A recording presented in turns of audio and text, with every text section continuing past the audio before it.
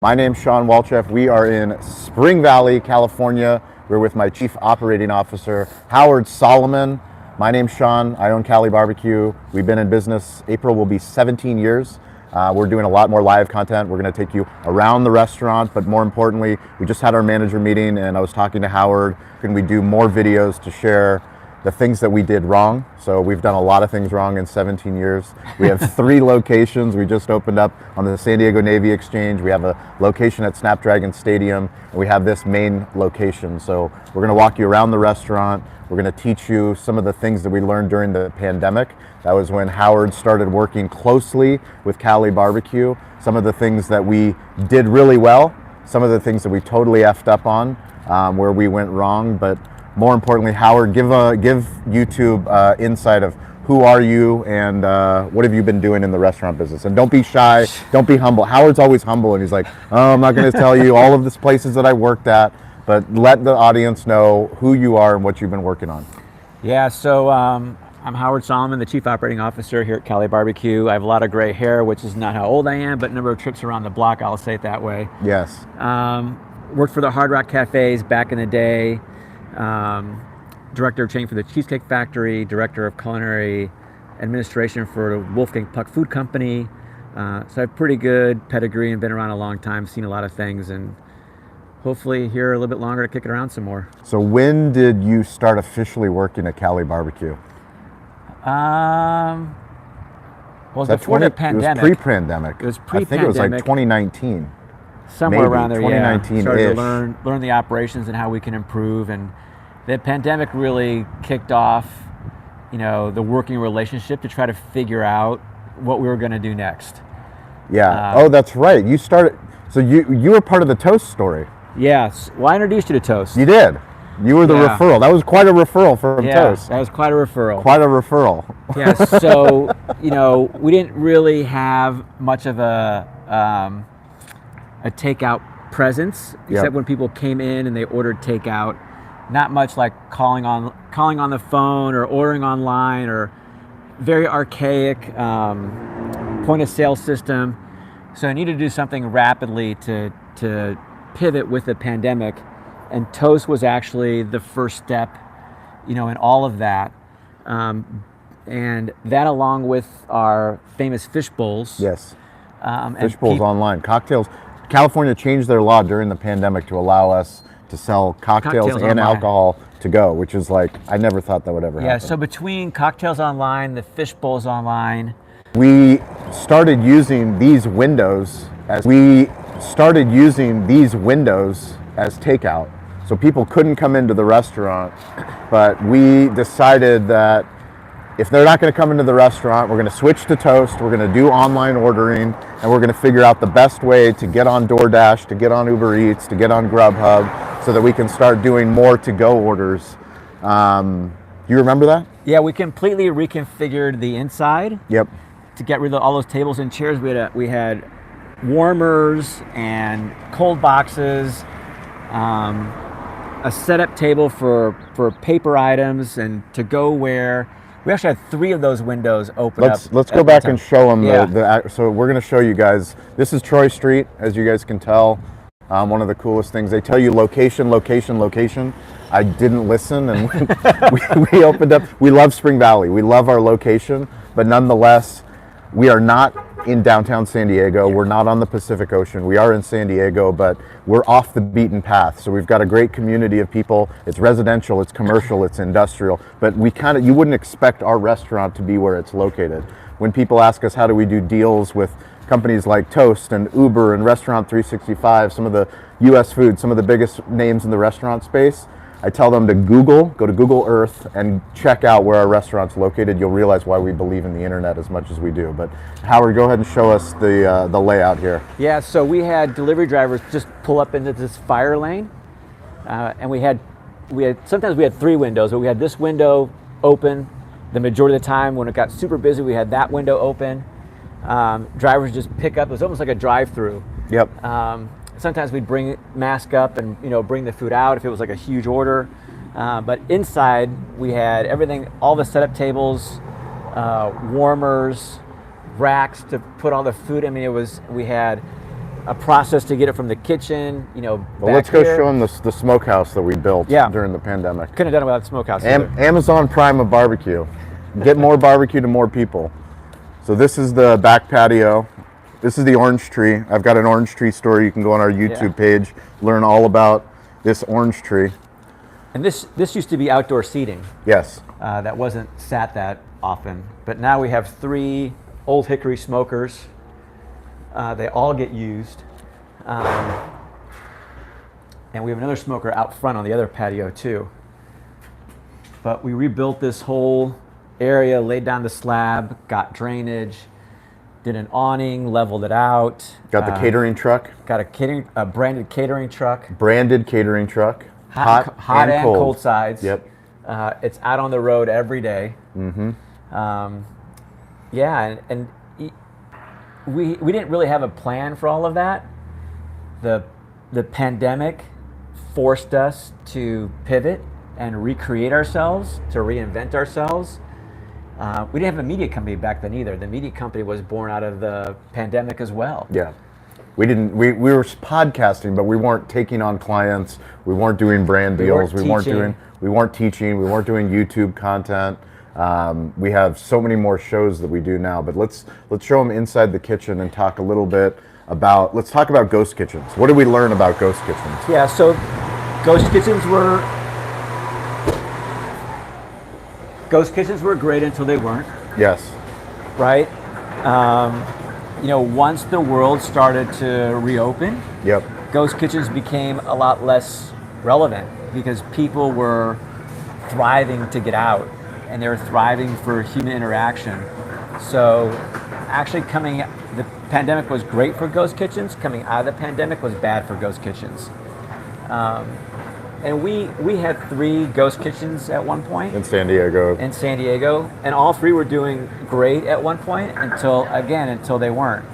Once people started to get out and they started to add up all the different fees and the service charges, other platforms came out to reduce those fees, reduce the service charges, but it still really wasn't enough. And there is a segment of the audience out there that can't live without third-party platforms. Yep. And there is a place for cloud kitchens. It just wasn't a good place for us. What were some of the things that we learned from those ghost kitchens experience that we now use at our QSR, quick service restaurant location down at the San Diego Navy Exchange? Well, I think one is how quickly you can package things to go. Yep. And create this to-go environment when you're still inside. Because at the Navy, we are inside, but everything is basically to go. So the streamlined method of getting things into a box, packaging it up, securing the bag, getting all the utensils in there, it's a process. It's because when you do it once or twice a night, it's not that big of a deal, but when it is your mode of operation, things have really got to be efficient and streamlined so things just move fast. And I think one of the biggest things too is just understanding how quickly we could open up a new location. Even though it's hard in the city of San Diego with all of the permitting that we have to do, the health department, getting through plan check, opening up at a ghost kitchen location, but then understanding we're cooking everything here at the main location. So using technology like Toast to figure out how are we going to make sure that we're ordering from the commissary, because this is a commissary location. This is the commissary. Yeah. And we're using all the smokers to send out to our satellite locations, whether it's Snapdragon or the Navy. And you have to add on another layer of that, which is catering. Yep. Our catering business during the holidays was crazy. I mean, doing catering for the Holiday Bowl and everything else that we did, just the in-house parties. It's just a whole nother layer of efficiencies that need to be built in to the system. And a lot of our efficiency has to do with making catering more efficient as well as, the ghost kitchens piece of it. So let's walk them through and we'll talk about kind of setting up, bringing hospitality back into the restaurant. We do have order and pay. So order and pay is a QR code. We have Toast, obviously this is our team over here. But we have order and pay at our tables, and we actually brought menus back thanks to Dave. So Dave's our new GM, Eric, our original OG GM that started as our bar manager back in 2008, is now our Chief Financial Officer.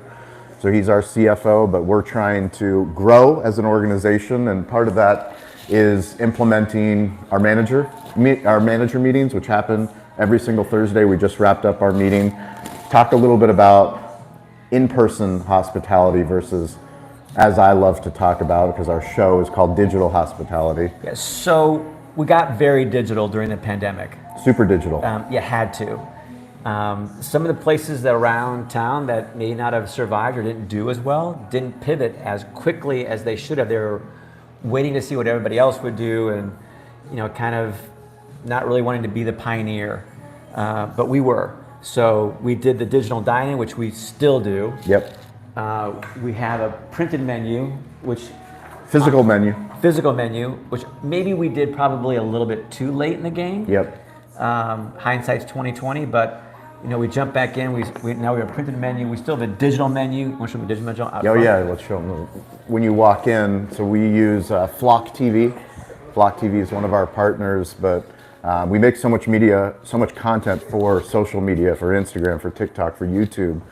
When you walk into our restaurants here, as well as at the Navy location, one of the TVs we use for a digital menu, and the other one we use for social content. Yeah, and at the Navy, we have a digital menu as well, and that's really all we have. Yep. So, all those things work. I think you need a little bit of everything to appeal to a little bit of everybody. Yeah. You gotta do it all these days. So biggest lessons from the pandemic that a restaurant owner can take away if they see this video? Yeah, if you did great with takeout, still continue to drive it. Yep. Still continue to drive your ads and your promos on the third-party platforms. Still work on the processes so you don't forget things, the double checking, making sure the back has everything, that it's still sealed tight so that drivers can't unfortunately take it, or things like that. But if it was a revenue generating segment of your business during the pandemic, keep it going. While you're rebuilding the dine-in, while you're rebuilding your offerings, whether it's what TV programming, if you're into sports, whether it's your wine list, whatever it is, still continue to drive that, because the dining in space will continue to grow, and you don't want to lose your other revenue generating centers that you created during the pandemic. Yep. And one of the other things we learned, we leaned heavy on community. So my grandfather taught me, stay curious, get involved, ask for help. I realized that I'm not alone. I found Howard, I found Eric, I found a bunch of people to help me run my business here at Cali BBQ. But then we also do Rising Tides live calls. So on this actual YouTube channel, Cali BBQ Media, every Wednesday, every Friday, you who's watching this, if you have a business, if you want to have a business, if you're a creator, if you're in sales, marketing, restaurants, it's a chance for you guys to be a part of the show and have a conversation. Yeah. It is the greatest educational format. You will get a new idea every time you show up to Rising Tide. It's amazing. It started on Clubhouse, so it was a social audio app, but we decided to build in public. Like, what if we just had, I'm a huge pickup basketball fan, so I go and play pickup hoops. I used to play a lot more before I had kids, but it was an idea that every single day, certain time, you just show up to the court and play ball. And that's what we wanted to do from a business stance of like, this is the time, show up and we're gonna have a great conversation. You're not gonna get judged, you're gonna share your story, you're gonna work on getting better as a storyteller, you're gonna work on getting better with social media, better at sales, better at marketing, better at branding, better at integrating technology. And we have people from India, from London that join these calls, people from Canada, people from all across the United States. And we're all there to help and support each other, offer up ideas, get creative, brainstorm. It's an amazing hour of your day. There it is. Rising Tides Live. Tomorrow, if you're watching this live stream, tomorrow we have Google for restaurants. So I'm going to New York. I'll be doing live streams from New York, but Google is doing a restaurant influencers event. But tomorrow on the live stream on Rising Tides Live, we have one of the product managers for restaurants. So if you want to know more about AdWords, if you want to know more about Google Maps, if you want to know more about YouTube, join us for the live stream and bring your 10 a.m. Pacific time. And that's Eric. Can you put on the jacket for YouTube? Yeah, really? Put on the jacket. brings out my eyes. So my wife brought Eric a jacket. This is really behind the scenes of what happens. She brings me a lot of stuff. She brings him a lot of stuff, but her friend, they left. They left the United States to Bali, and her husband had a bunch of clothes that he obviously couldn't take, and he brought a jacket. So there's Eric. It looks good, right? Live on YouTube.